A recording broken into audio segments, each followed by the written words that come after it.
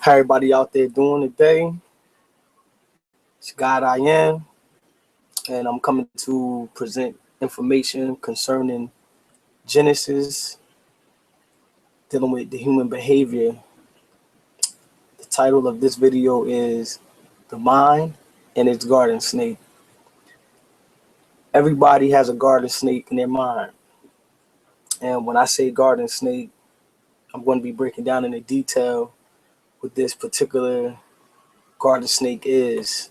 And that we're not dealing with real snakes here. Uh, I would say that the name snake to define what I'm going to be discussing is very arbitrary, right? So anyway, um, we see in Genesis chapter 3, we see a colorful picture of a serpent who was more wise and more cunning than any beast of the field.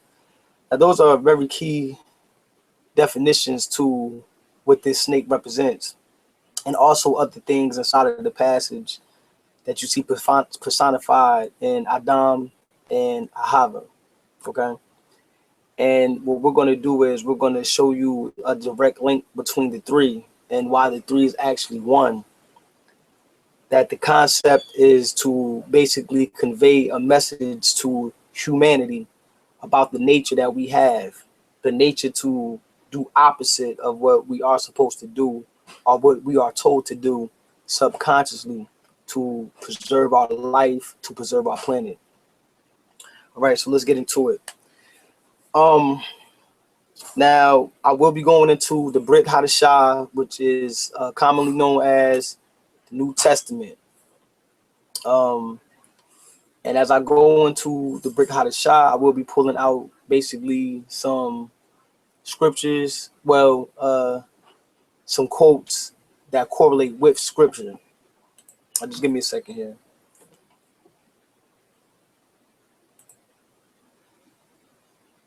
Okay.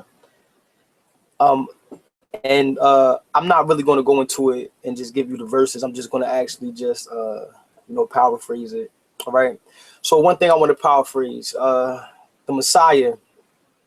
The Messiah was telling his disciples and the people that were around his disciples that it's not what goes inside of a man, is actually what comes out of a man, because out of his heart proceeds blasphemous things, derogatory speech, lust, things of that nature. So he was basically drawing the illustration that these things come from the heart.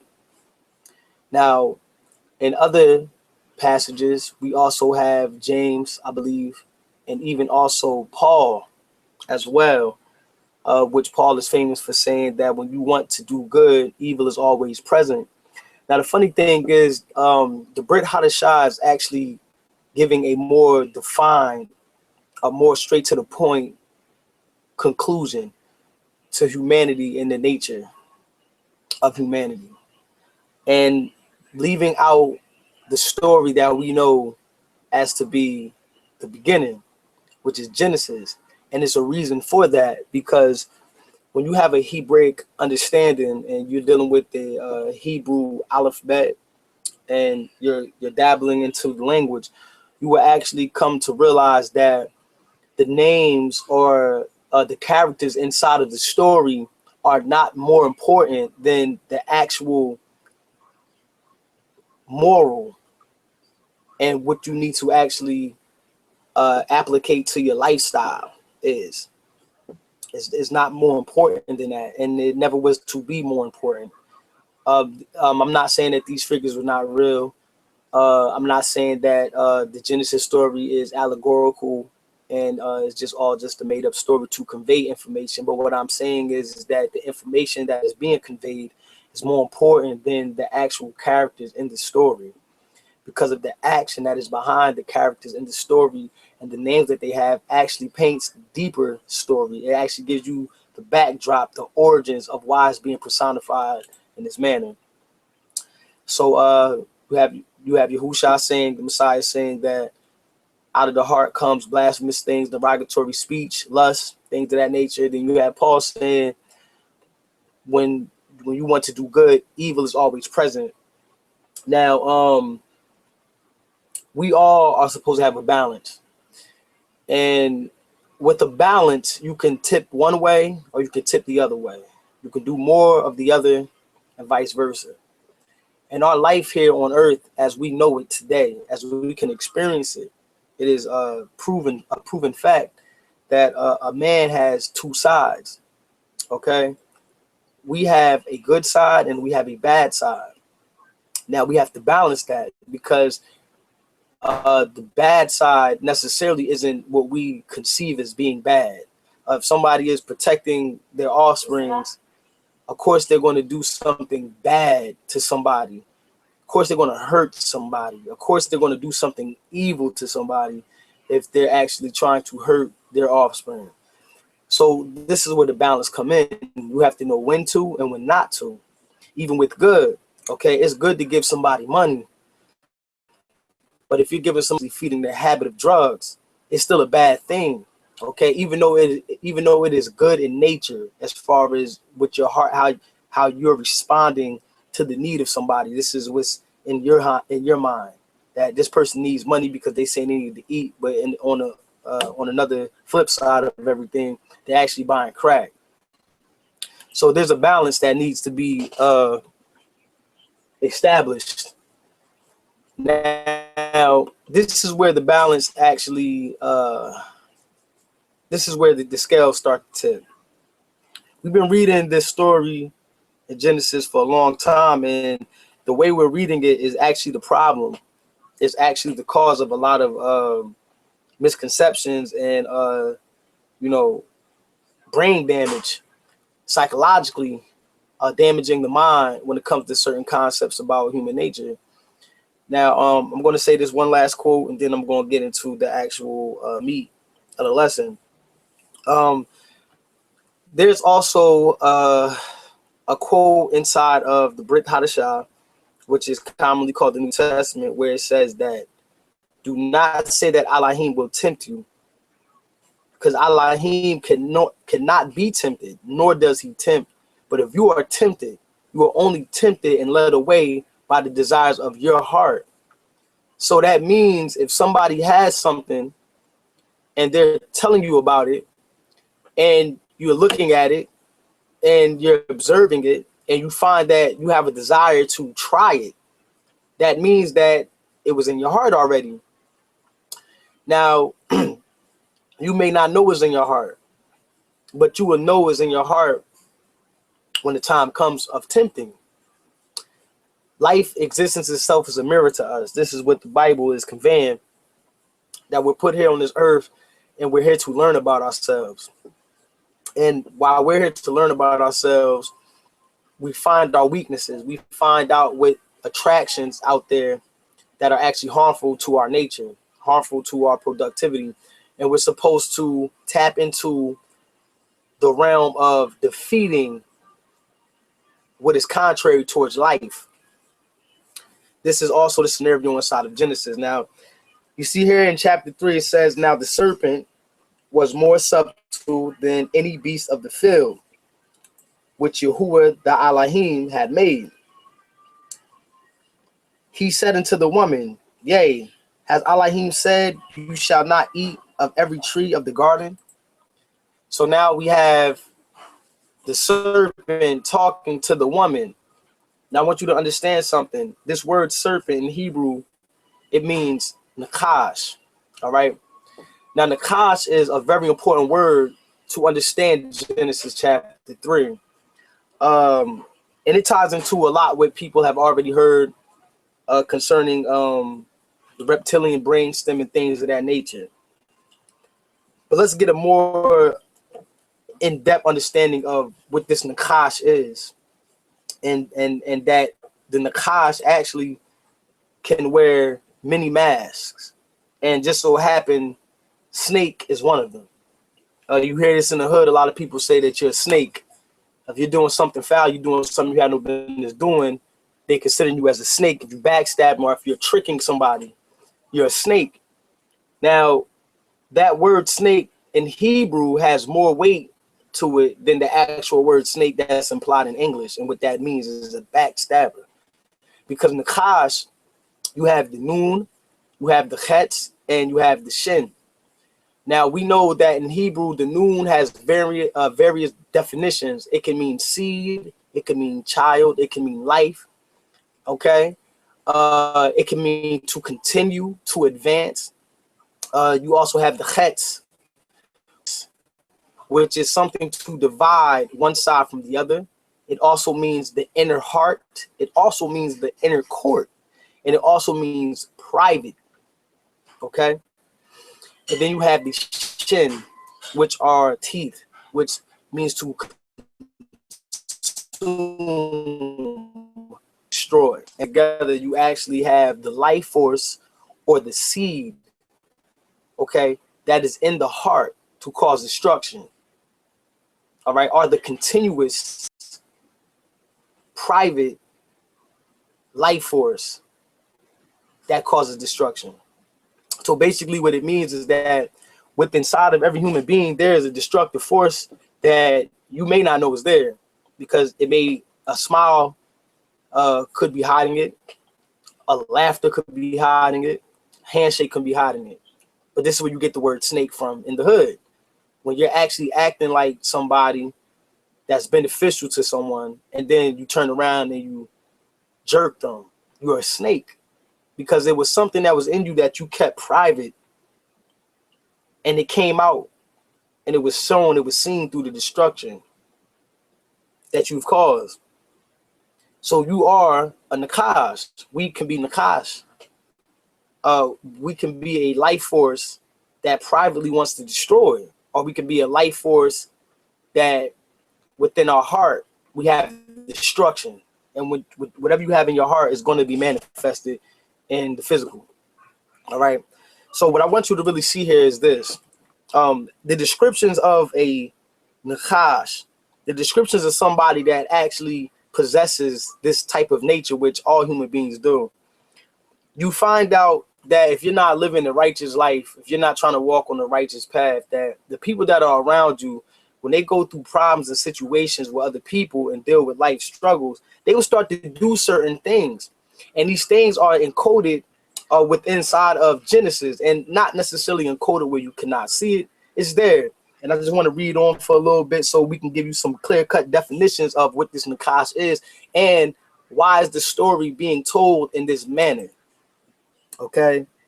Now it says, and they heard the voice of Yahuwah Elohim walking in the garden in the cool of the day, and Adam and his wife hid themselves from the presence of Yahuwah Elohim amongst the trees of the garden. And Yahuwah Elohim called unto Adam and said unto him, where art thou? Now, I don't want anybody getting too off topic, especially if you're a non-believer. This is a human writing this story, so he's trying to put flavor into it so people can be more attracted to understanding what's going on here, as far as the Yahuwah Elohim saying, where are you? All right. We know that the Most High knows all things, and considering who it is in this passage, there is limit to can do versus with supreme being, the universe, the existence of all things, which is in all places in aspect of our lives, can do. And in this sense, yes, this is the Messiah, this is Mashiach. But this is still not trying to show that he doesn't know all things. Like, this is just getting people to be more, you know, to make people gravitate more to the story, because that's how a parent would do a child. Okay, if you're hiding from your, it don't know where you at. So we're trying to, the Bible is trying to give you understanding of how the Father and how our big brother, and it's treating us in this manner as a parent. All right.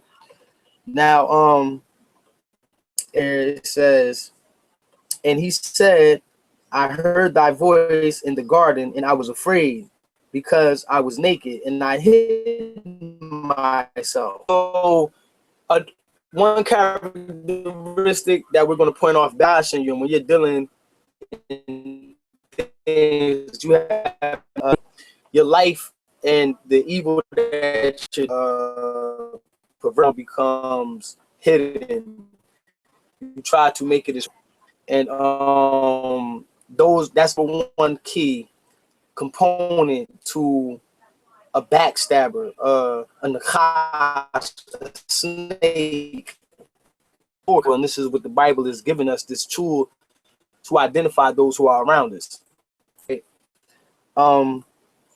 Now it says, and he said, who told you that you were naked? And have you eaten from the tree whereof I commanded you that you should not eat? And the man said, the woman whom thou gavest to be with me, she gave me, did eat.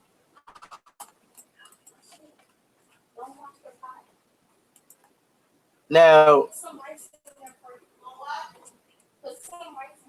the messed up part is, and this people yelling, but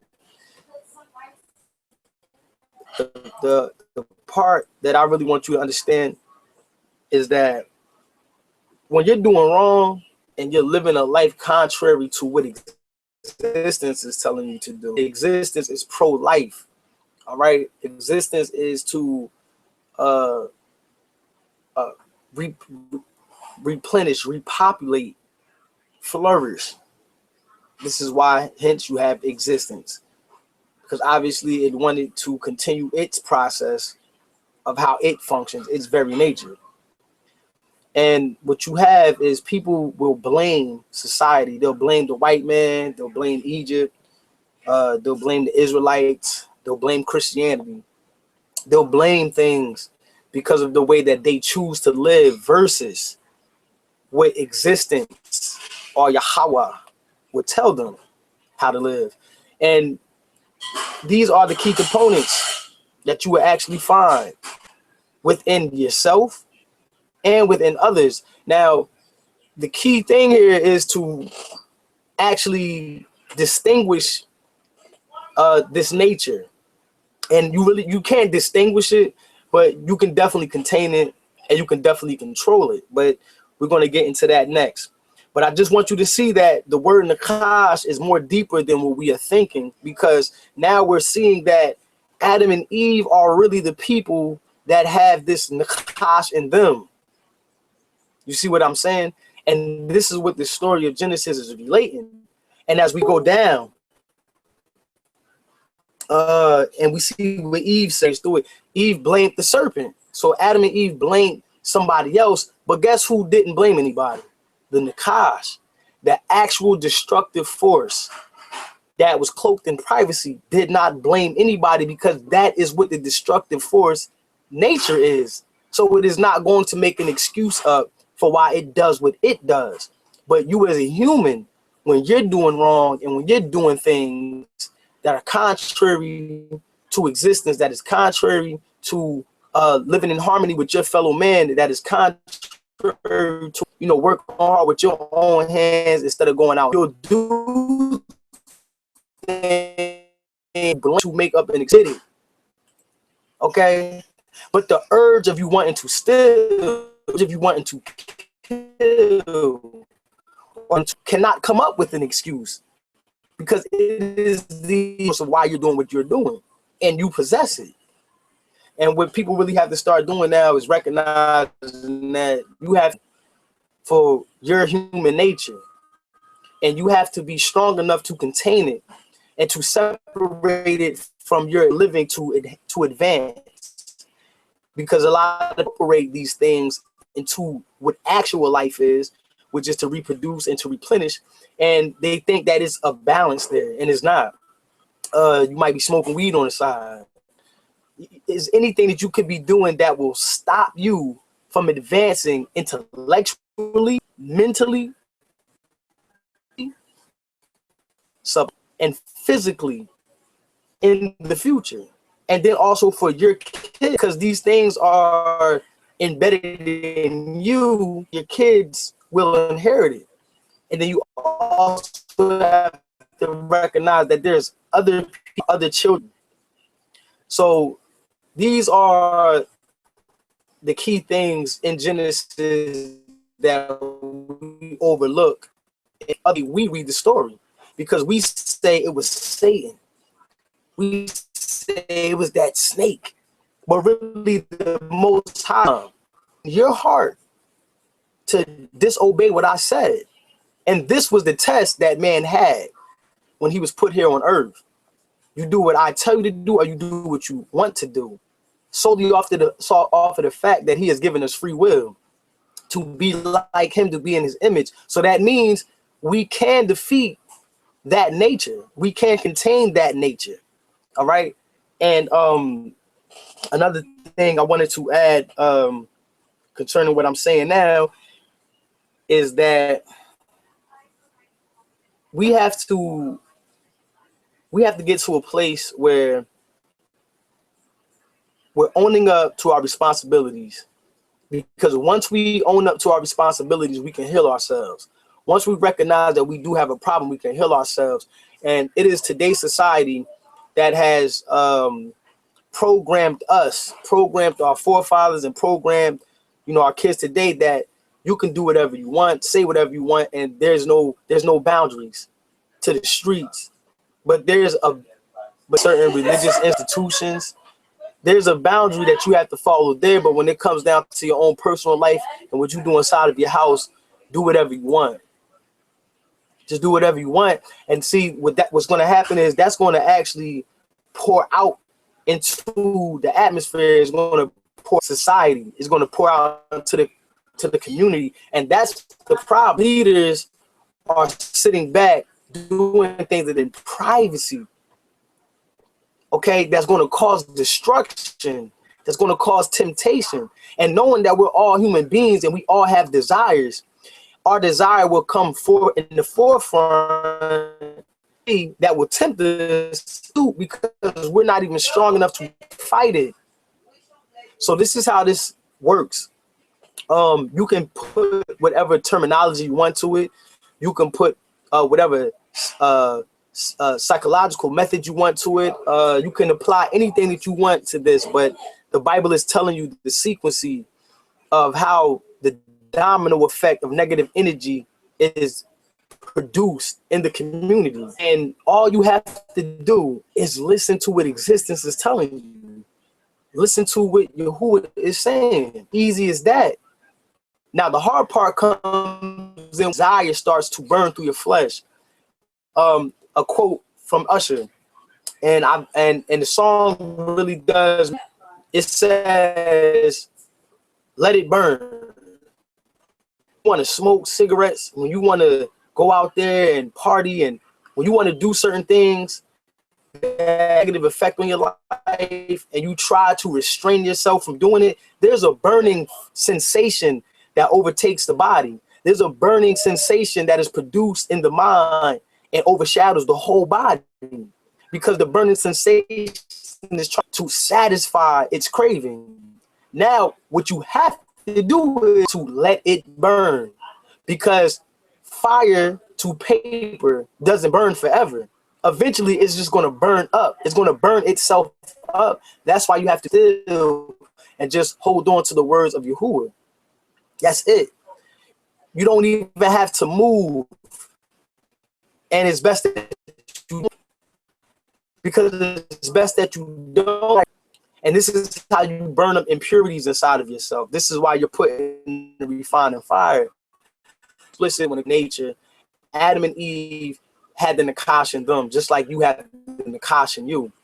And that Nakash is talking to you every day. You're waking up in the garden and you have a Nakash, you have a destructive telling you things, trying to get you to commit things. And you think it's you, because you think it's your plan and it's a good idea, you follow suit. But there's somebody out there has made you, and you have power in the will of the Creator. Destroy your wants, your finite desires that cannot compare to the infinite. All right. We're supposed to experience life on scale and being possessed universe. We're not even there. Actually discovering the universe, when really the universe is something to tap into with your body, with your mind. And then you can understand the things that are out there. And people claim that they have it, but they don't, because there's still roadblocks there. There's still a blockage there, because you have not came under submission to the universe itself, which is Yahuwah. You have not done that. And I will go on record to say this, that the Bible is a perfect machine, and you have to work the machine in order to get the results. Because there's other machines out there, or machines that were produced before this one, doesn't mean that these machines are leading you down the right path. When there's the Bible is a machine that was designed to intervene. When somebody intervenes into a matter, they were never there prior, but they heard about the matter, and they have to come and they have to solve the issue, because the matter is getting out of hand. And this is what you have in different religious sects, different cultural groups that predates the Bible by how many ever years anybody wants to claim that the people on this earth was living for 1,000 to 1 billion. The Bible is the intervening book. That's why it has come at the time it has came. That's why it is written in the way that it is written in. This is why it has the motifs that are in it, because it can be universally understood. All right. But that's all I have to say today, and I hope everybody enjoyed that. Remember that the Nakash is in you, and you cannot blame anybody else for your wrongdoings. Just do what the Most High is telling you to do, because just as Satan realized that he had the power to do what he willed, he did it, and he didn't follow after the creator of how he was designed. And what happened was his negative influence attracted the negative influence that is in you. All right, it's a domino effect. So we have to be conscious of that. To clear things up, I believe that Genesis chapter 3 is very literal. I believe there's such a negative energy, or such a being out there called Hashatan, with other negative beings. I believe that there are energies that hold all things up. I believe that these are a part of Yahuwah's body. Everything consisted to a micro level, to a cosmic level. So if anybody out there that's heavy Bible believers, Israelites, please do not think that I'm taking away from the literal story or the literal characters in the Bible. I'm just saying that the application, that the morality that is supposed to be applicable to your lifestyle is what's important, is why the Bible is written the way it is written, because it's telling you that you are the issue, and you have to do something to fight against the Nakash that's within you. Okay, and we cannot blame people. All right, so with that being said, man, shalom to everybody.